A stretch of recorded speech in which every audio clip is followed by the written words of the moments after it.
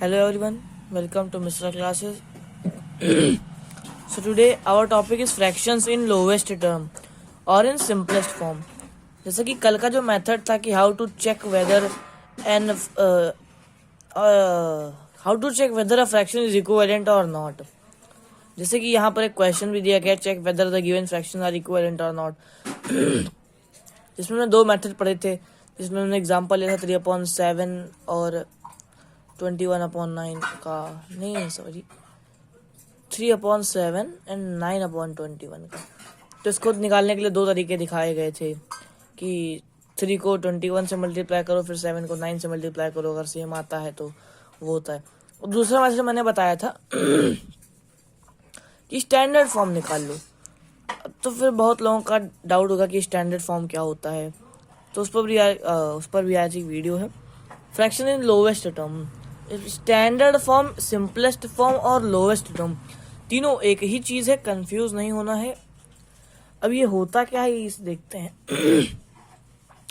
A fraction is said to be in lowest form or in simplest form if the HCF of the numerator and denominator is 1। जैसे कि मैंने कल की video में आपको बता दिया था कि स्टैंडर्ड फॉर्म में क्या होता है।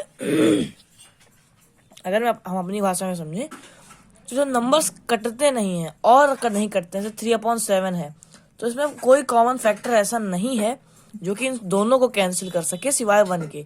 तो वैसे ही इसमें बता रहा है जब वो एक फ्रैक्शन तब तक सिंपलेस्ट फॉर्म नहीं होगा जब तक उसका HCF यानी कि उसके न्यूमरेटर और डिनोमिनेटर का HCF एक नहीं होगा, यानी कि 1 नहीं होगा। अगर 1 हो जाता है तो वो हमारा स्टैंडर्ड फॉर्म हो जाएगा।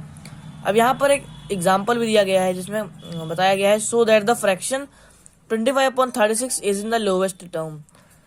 तो 25/36 अगर हम देखें तो उसका एक तरीका और है, 25 का फैक्टर निकालेंगे। 25 का फैक्टर होगा 1, 5 और 25, यही होगा मेरे ख्याल से, हाँ यही होगा।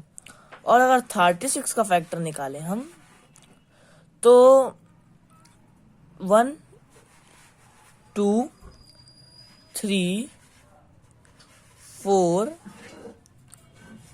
और 9, 12 और 12 के बाद 18 और फिर 36 खुद। अब इसमें अगर हम कॉमन फैक्टर देखें तो कॉमन फैक्टर सिर्फ हमें एक ही दिख रहा है जो कि है 1। अब कॉमन क्या होता है? कॉमन मतलब जो दोनों में हो या फिर सब में समान हो। तो जब कॉमन फैक्टर एक ही है और हमने यहाँ पढ़ा है कि अगर किसी भी न्यूमरेटर या डिनोमिनेटर का HCF यानी कि हाईएस्ट कॉमन फैक्टर 1 होता है तो वो सिंपलेस्ट फॉर्म में होता है। तो hence 25/36 is in the lowest term. इसका एक तरीका और है कि हमने पिछली वीडियोस में डिविजिबिलिटी टेस्ट के बारे में पढ़ लिया है, तो हम नंबर्स को देखकर पता लगा सकते हैं कि कौन सा नंबर किस नंबर से डिविजिबल है। और जब ये पता लग जाएगा तो हमें ये इजी हो जाता है जानना कि कौन सा नंबर स्टैंडर्ड फॉर्म में है, कौन सा फ्रैक्शन और कौन सा फ्रैक्शन स्टैंडर्ड फॉर्म में नहीं है। अब यहाँ पर दूसरा एग्जाम्पल भी दिया गया है।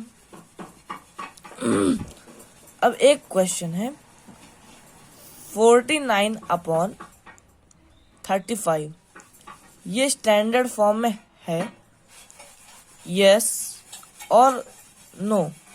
अगर यस हाँ ठीक है, और अगर नो तो इसका स्टैंडर्ड फॉर्म क्या होगा? अगर आपके हिसाब से इसका आंसर यस है तो ठीक है, और अगर नो है तो इसका स्टैंडर्ड फॉर्म क्या होगा? आंसर कमेंट करिएगा। आई होप आपको कुछ नया सीखने को मिला होगा। धन्यवाद। जय हिंद, जय भारत।